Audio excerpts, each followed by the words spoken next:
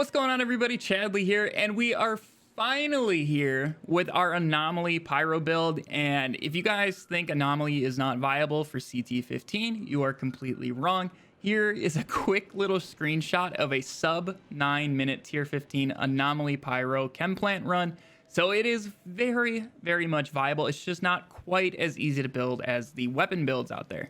So for this video, I'm going to break down exactly what I'm using, what you guys need to be able to do this. I will give you guys also some alternatives in case you don't have some of the gear. And then also I'm going to break down exactly how to play this build as well. So another cool thing about this build is you can use it in solo or co-op. So in solo, you're just gonna be wrecking everything. And also in co-op, you're gonna be providing huge debuffs to you and your teammates. So your teammates are definitely gonna love you guys using this build as well. But like always, I will be streaming at the time of this video going live. So if you guys want to come by, ask me any questions, feel free to do so. There'll be a link in the description down below. Also, if you guys are looking for people to play Outriders with, make sure you join up on our Discord. Both links will be down below. Without further ado, let's go ahead and jump right into this build video. So to start off this build, we're just going to go over the skills first because those are the most important. They're going to be our base damage. So we're going to be using Heat Wave, Eruption, and Thermal Bomb. I've tried a bunch of different combos of skills, and I have found this combo to be the absolute best for what we're trying to achieve. So let's go ahead and start off with our weapons. Our main weapon is going to be the Death Shield because it has the tier 3 mod Fortress. We're going to receive up to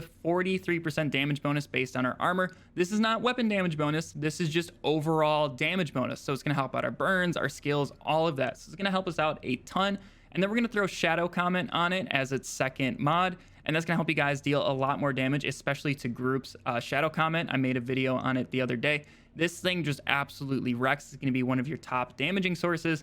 And then our second weapon is going to be just a damaging weapon where you swap to it, shoot one time, proc its mods, and then you go back to the Death Shield. So I'm using the Air to the Desert, which has Sandstorm on it by default, and then I also threw Shadow Comment on it. You guys can essentially negate that cooldown by swapping between these. So you shoot a Shadow Comment here, and then you swap over to Air to the Desert and shoot it there, and just keep going back and forth, and you guys will just keep getting Shadow Comments raining down on the enemies. Some other weapons you guys can use would be like the Juggler or the Funeral Pyre. Any of those will do. Just make sure you have Fortress on one of them and then Shadow Comment on the other one, and you guys will be good to go. Just anything to help you guys do extra damage. Now, the sidearm really doesn't matter. You could put like Ultimate Vulnerability or just any sort of vulnerability bullets on your sidearm or another Fortress because you can cast your thermal bombs quicker when the sidearms are out. So it's just another option. Otherwise, I really don't use the sidearms, but it's up to you what you want to use in this slot. So once again, here is an overview of our weapons and what we are using with this build. Now let's go ahead and move on over to our armor. Our armor is pretty much perfect except for 2 mod slots. I would like to change those out, but I haven't been able to get those drops,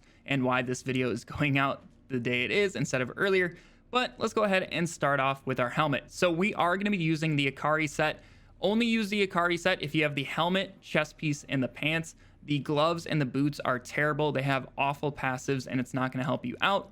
But the top 3 pieces are definitely going to help you considering their passives. They have Anomaly Power, Status Power, Skill Leech, and also Cooldown between the 3 of them. And overall, they're definitely some of the best set pieces for the Pyro. But taking a look at our helmet, we are going to be running the tier 3 mod that comes with it, Fire Tsunami. This is actually very helpful for hitting more enemies. It's going to help you guys boost your anomaly power and also just inflict more burns on more enemies. It's really going to help you out. And then we're going to add Ride the Wave to this, which is going to give us another charge of Heat Wave. We're going to be using 3 charges of Heat Wave in total on this build. Now, our Acari chest piece is one of those pieces of gear that right now it has a mod that is doing nothing for us. I didn't want to delete the tier 3 mod from this at the time I had found it. So unfortunately, Detonator is doing nothing for us. In a perfect world, I would move Power Assimilation up to that Detonator slot. And then its other mod is the other gain an extra charge of Heat Wave. So we would leave that on there and we'd be good to go. And then that would transition us to our waist cloth of the Acari. So it comes with Anomaly Echo on it, which is very good. That's a good anomaly boost for each skill activation. And then we could get rid of Tidal Wave and put anything we want. I would personally put Pompeii, an extra charge of Eruption. This can help you guys deal a lot more single target damage and take out more elites quicker. Now the gloves, these are definitely not going to be cut out of this video. So just use any purple gloves that have anomaly, status, and cooldown reduction. And then I have Fire Frenzy for the extra thermal bomb charge, and then the tier 3 mod Branded. This is from the Reforged chest piece, and this is going to allow you guys to do 40% more damage to each enemy afflicted with thermal bomb, and you can stack it so if you hit 2 thermal bombs on the same person, they're going to take 80% more damage. Now for our boots, they're almost perfect, but not quite. So we have the main stats that we want. We have anomaly, cooldown, and status power. And then we're going to want to be using burnt out. So enemies hit by heat wave take 25% more damage. This also stacks, so you can get 75% if you hit them with all 3 heat waves. And then for our second mod on here, you're going to want something for survivability. There's a bunch of different options we can use. So right now I have Diffuse. It's not my favorite, but it is just something that's going to help me survive when trying to move around. My go-to survivability mod on here would definitely be Damage Absorber, if you guys can get your hands on that. Another thing that could possibly help, but I haven't tried it myself, would be Heat Leech. This is going to increase your skill leech after using Heat Wave. So all of your burns are going to heal you for even more, and you'll be able to tank most things as long as you have something on fire. Now, if you guys want to run the full glass cannon route, you can run Untamed Power or Twice as Hot. I think Twice as Hot would be much better. I've tried Untamed Power before, and it's a little tough. You're not really usually close enough to enemies to be able to get that damage out of it, so it really doesn't do all that much. I would definitely look for Twice as Hot. And once again, here is a complete overview of our armor and my ideal rolls on these armors. So if you guys are looking for it, this is going to be your end goal setup. If you guys do not have the Acari set yet, just find some purples with the right passives and get as close to the mods as you guys see here.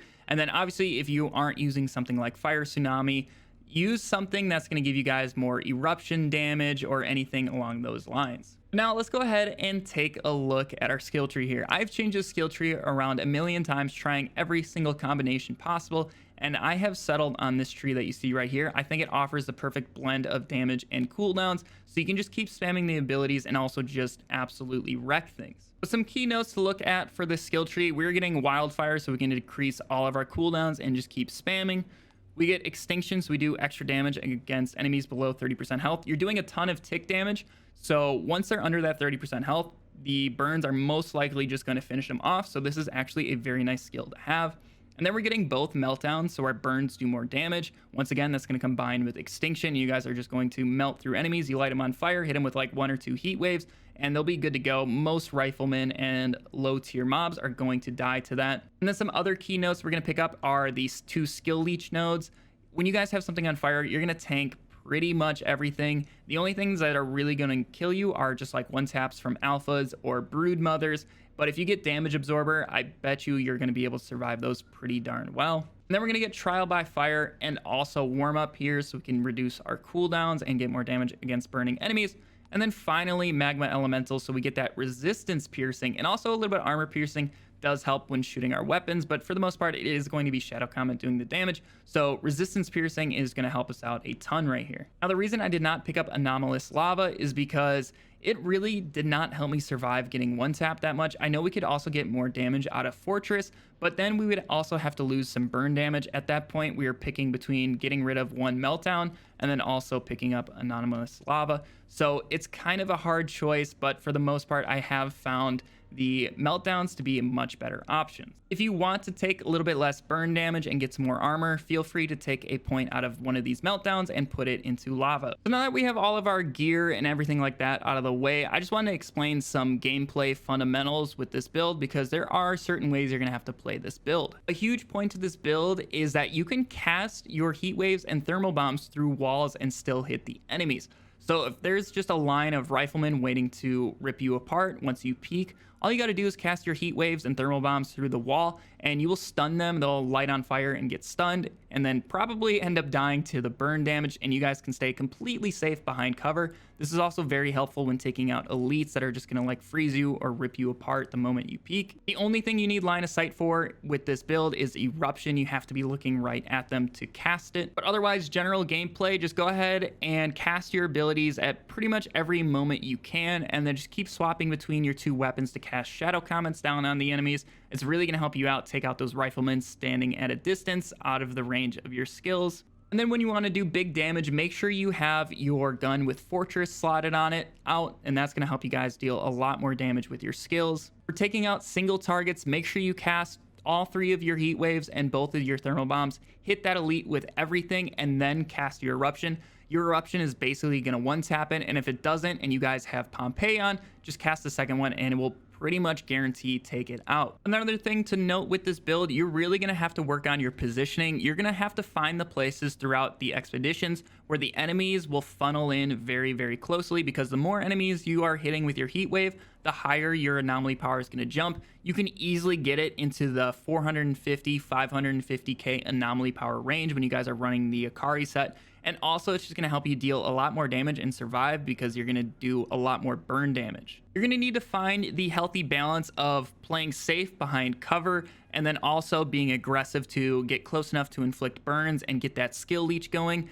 It's going to take some learning, so make sure you guys do not give up when you're first trying out this build. Yeah, guys, that is our full anomaly pyro setup. Hopefully you guys enjoy this. If you guys seriously think that anomaly is not viable, this build should definitely change your mind. It is so fun. It's so good. You're just constantly spamming abilities and just melting everything to the ground. And once again, if you guys are playing co-op, this build is going to help you and your teammates out so much. With those debuffs, you can hit some pretty crazy shots. Like, I was playing with my buddy who is a trickster, and right here you guys can see in the clip that we straight up one-shot tier 15 Moloch in the frontline expedition. I just put all of the debuffs on him and he just hit him with a shotgun, did like 40 something million damage, and just straight up one-tapped him. But if you guys did enjoy this build video, make sure you leave a thumbs up on it to let me know. Also, consider subscribing for more Outriders content. We have a ton of stuff to cover, more builds to make, so hopefully you guys will be there for that. Like I said at the start of the video, I will be streaming as this video is going live, so hopefully I will see you guys over on Twitch. Also, consider joining our Discord if you're trying to find people to play Outriders with or just talk Outriders. But I hope you all have a fantastic day, and I'll catch you all in the next video. See ya!